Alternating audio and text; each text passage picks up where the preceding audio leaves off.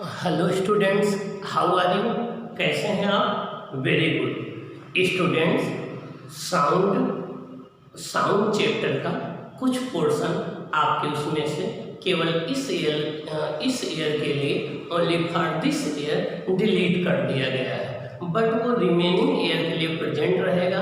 आपके सारे कंपटीशन में वहाँ से क्वेश्चन आएंगे, चाहे आप एनटीएससी का एग्जाम देंगे, चाहे एनडीए का देंगे, चाहे आर्मी ऑफिसर का देंगे, चाहे आईआईटी का देंगे, जो भी कंपटीशन देंगे यहाँ से क्वेश्चन आना कंपलसरी है। तो हम लोग इसके एनसीईआरटी के जो एक्सरसाइज और न्यूमेरिकल्स दिए गए हैं उनका डिस्कशन करेंगे। हम लोगों ने 13 क्वेश्चन तक का डिस्कशन कर लिया था, अब 14 क्वेश्चन से हम इसको डिस्कस करेंगे। आपको मेहनत से पढ़ना है, टॉप करना है, आगे जाना है। आइए हम डिस्कस करते हैं। Okay, a sound wave travels at a speed of 339 metre per second. Sound wave की स्पीड आपको दे दी गई 339 metre per second. If its wavelength is 1.5 metre, इसकी वेवलेंथ है 1.5 metre. What is the frequency of the wave? Will it audible? इसकी frequency find out करना है, क्या ये ऑडिबल होगी या नहीं होगी। आइए देखें हम ये न्यूमेरिकल कैसे सॉल्व करेंगे। यहाँ पर हमें एक साउंड की स्पीड दे दी गई है, तो देखिए हमें साउंड की स्पीड राइट कर दे 339 मीटर पर सेकंड। सबसे पहले आपको एग्जाम में सोल्यूशन की हेडिंग डालना है, फिर सोल्यूशन नंबर डालना है, गिवन डालना है। गिवन में जो जो चीज़ें गिवन होंगी उसको राइट करना है। उसके बाद जो अननोन क्वांटिटी होगी उसको क्वेश्चन मार्क लगाना है, फिर आपको फॉर्मूला राइट करना है। उसके बाद वैल्यू पुट करना है, आंसर विद यूनिट राइट करना है, बिना यूनिट के नहीं राइट करना है। ये बात आपको ध्यान रखना है। तो आइए देखें, हमें एक तो साउंड की स्पीड दे दी गई है, वो स्पीड हो गई। साउंड की वेवलेंथ दे दी गई है, ये वेवलेंथ हो गई। हमें साउंड की फ्रीक्वेंसी निकालनी है। वेव स्पीड को हम v से डिनोट करते हैं, वेवलेंथ को हम लैम्डा से डिनोट करते हैं, फ्रीक्वेंसी को हम न्यू से डिनोट करते हैं। फॉर्मूला होता है v equal to nu lambda. क्या? v equal to nu lambda. v क्या है? Wave speed. न्यू क्या है? फ्रीक्वेंसी। लैम्डा क्या है? वेवलेंथ। तो न्यू इक्वल टू क्या हो जाएगा? v upon lambda. Nu equal to क्या हो जाएगा? v upon lambda. v कितना है? 339 मीटर पर सेकंड। लैम्डा कितना? 1.5 मीटर। डेसिमल हटाएंगे 1 0 इंक्रीज हो जाएगा। 15 टू जा 30, 333, 15 टू जा 30, 15 6 जा 90। न्यू कितना आ जाएगा? 226 हर्ट्ज। इसका मतलब हो गया कि इस वेव की फ्रीक्वेंसी कितनी होगी? 226 हर्ट्ज। और हमें पता है कि जिनकी फ्रीक्वेंसी 20 हर्ट्ज से 20 किलो हर्ट्ज के बीच में होती है उन्हें हम सुन लेते हैं। तो आपको पता है फ्रीक्वेंसी 20 किलो हर्ट्ज से लेकर के अगर 20 हर्ट्ज के बीच में होती है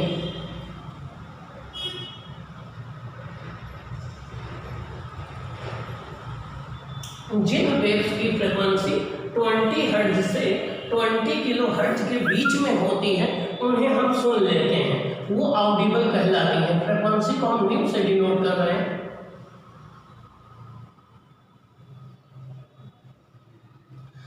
जिन वेव्स की फ्रीक्वेंसी 20 हर्ट्ज से 20 किलो हर्ट्ज के बीच में होती है इन्हें हम ऑडिबल वेव्स कहते हैं।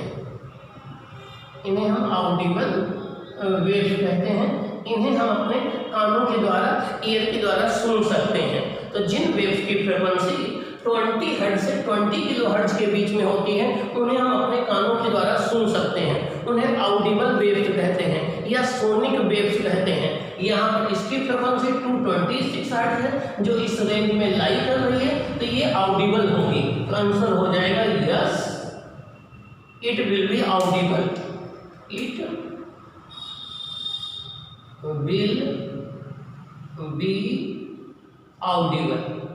यस, ये ऑडिबल होगी, मीन्स इसे हम सुन सकते हैं। ठीक, तो आपके इस क्वेश्चन के दो पार्ट थे। एक पार्ट में आपको इसकी फ्रीक्वेंसी फाइंड आउट करना, फ्रीक्वेंसी आपने फाइंड आउट कर लिया। दूसरे पार्ट में बताना था कि इसे आप सुन पाएंगे या नहीं सुन पाएंगे, ये ऑडिबल होगी या नहीं होगी। तो आंसर हो गया यस। रीजन क्या हुआ? इसकी फ्रीक्वेंसी 20 हर्ट्ज से 20,000 हर्ट्ज के बीच में लाई करती है, इसलिए ऑडिबल होगी। अब यहाँ पर 3 वर्ड आए हैं, एक आई है वेव स्पीड, एक आई है वेव लेंथ, एक आई है फ्रीक्वेंसी। इन तीनों की मैं डिफिनेशन आपको फिर से रिमाइंड करा दूँ। The speed with which a wave travel in a medium is called wave speed। कोई भी वेव किसी मीडियम में जिस स्पीड से ट्रेवल करती है उसे हम वेव स्पीड कहते हैं। कोई भी वेव किसी मीडियम में जिस स्पीड से ट्रेवल करती है उसे हम वेव स्पीड कहते हैं। ओके, अब वेवलेंथ क्या होती है? जब भी कोई वेव किसी मीडियम में ट्रेवल करती है तो उसकी वेवलेंथ को हम डिफाइन कर सकते हैं।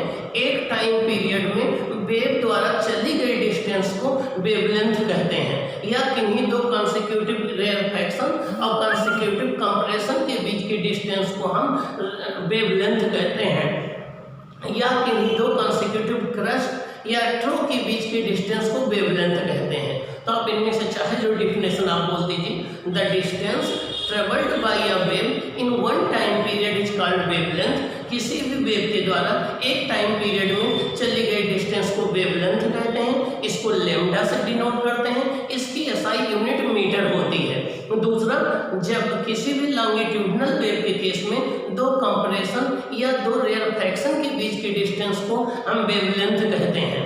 ट्रांसवर्स वेव के केस में किन्हीं दो कॉन्सेक्यूटिव कंप्रेशन, किन्हीं दो कॉन्सेक्यूटिव क्रस्ट या किन्हीं दो कॉन्सेक्यूटिव ट्रो के बीच की डिस्टेंस को वेवलेंथ कहते हैं। इसे लैम्डा से डिनोट करते हैं। इसकी एसआई यूनिट मीटर होती है। नेक्स्ट आया है फ्रीक्वेंसी। फ्रीक्वेंसी हमने आपको बताया था the number of oscillation completed in 1 second is called frequency. 1 second में जितने नंबर ऑफ ऑसिलेशन होते हैं वो फ्रीक्वेंसी कहलाती है। The number of oscillation in 1 second is called frequency. Okay, इसकी एसआई यूनिट हर्ट्ज होती है या साइकिल पर सेकंड होती है। बिगर यूनिट किलो हर्ट्ज होती है, मेगा हर्ट्ज होती है, गीगा हर्ट्ज होती है। ये आपकी बिगर यूनिट होती है। स्मॉलर यूनिट में हर्ट्ज होती है। ओके, तो ये रहा फर्स्ट क्वेश्चन का आपका सॉल्यूशन या फर्स्ट क्वेश्चन का डिस्कशन। आइए हम सेकंड न्यूमेरिकल की बात करते हैं। सेकंड क्वेश्चन की बात करते हैं। What is reverberation, how can it be reduced. Reverberation क्या होता है, इसको हम रिड्यूस कैसे कर सकते हैं? तो हमने आपको बताया था कि जब भी एक बिग हॉल में साउंड प्रोड्यूस की जाती है तो उसका बार बार मल्टीपल रिफ्लेक्शन होता है। साउंड सोर्स का साउंड प्रोड्यूस करना बंद कर दे उसके बाद भी साउंड का रिफ्लेक्शन होता रहता है।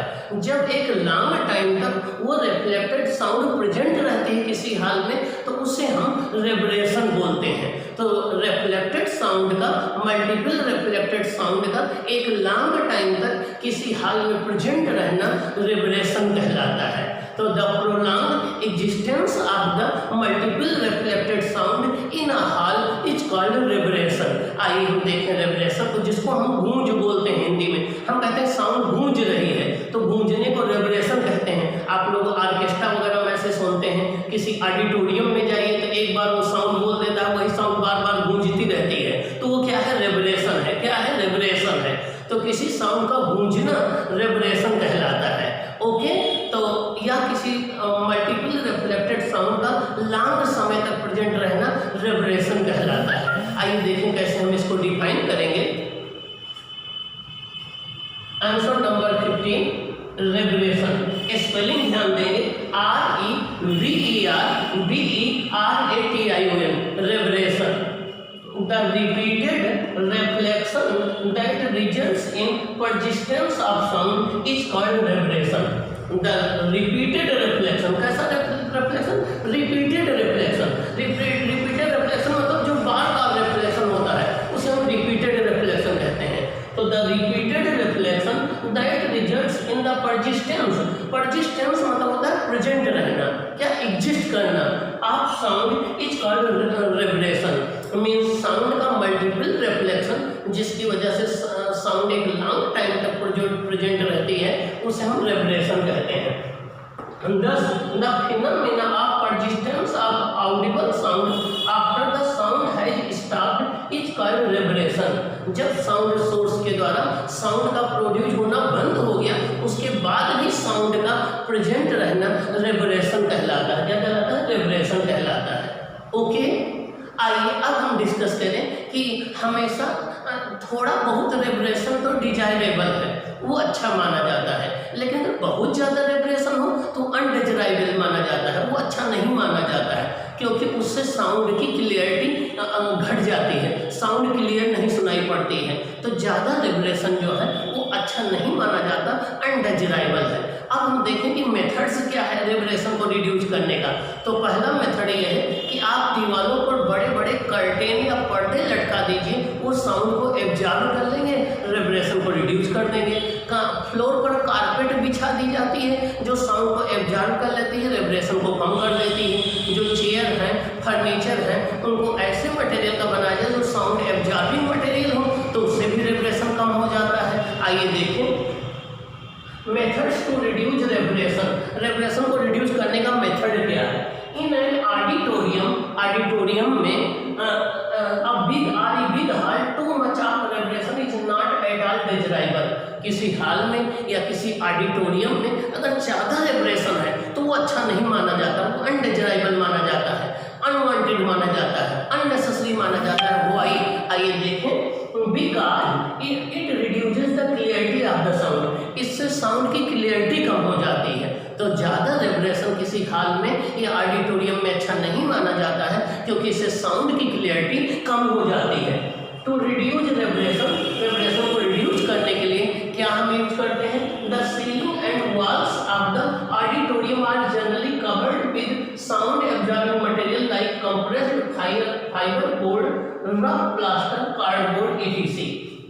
जो ऑडिटोरियम या हॉल की वॉल्स होती हैं उनको हम साउंड एब्जॉर्बिंग मटेरियल के द्वारा कवर्ड कर देते हैं। जैसे आपका कंप्रेस्ड फाइबर बोर्ड हो गया और आपका प्लास्टर हो गया, कार्डबोर्ड हो गया, इनके द्वारा कवर कर देते हैं जिससे वो साउंड को एब्जॉर्ब कर ले। दूसरा मेथड क्या है। Big curtains are hanged. बड़े बड़े पर्दे दीवार पर हम लटका देते हैं, फोल्डेड कर्टेन्स लटका देते हैं जिससे वो साउंड को एब्जॉर्ब कर लें। थर्ड मेथड क्या है। Floor is carpeted. फ्लोर को कारपेटेड कर दिया जाता है, कारपेट बिछा दिया जाता है। अल्लाह the materials of chair and other furnitures are selected on the sound absorbing properties. Means जितने चेयर हैं, जितने फर्नीचर हैं, वो किस मटेरियल के बनेंगे वो साउंड एब्जॉर्बिंग प्रॉपर्टी के बेसिस पर डिसाइड करते हैं। तो ये मेथड्स हैं रेवरेशन को रिड्यूस करने का। ओके, तो आपको इसको प्रिपेयर कर लेना है। एक इको क्या है, इको की कंडीशन क्या है, मिनिमम कंडीशंस क्या है इको के लिए, और रिफ्लेक्शन ऑफ साउंड क्या है, इको का एप्लीकेशन क्या है, ये आपके लिए इम्पोर्टेंट है। ओके, तो आइए अब हम देखते हैं। ये तो आपका क्वेश्चन नंबर रहा 15 का आंसर। अब हम क्वेश्चन नंबर 16, 17, 18 के आंसर डिस्कस करेंगे। ओके स्टूडेंट्स, किसके डिस्कस करेंगे।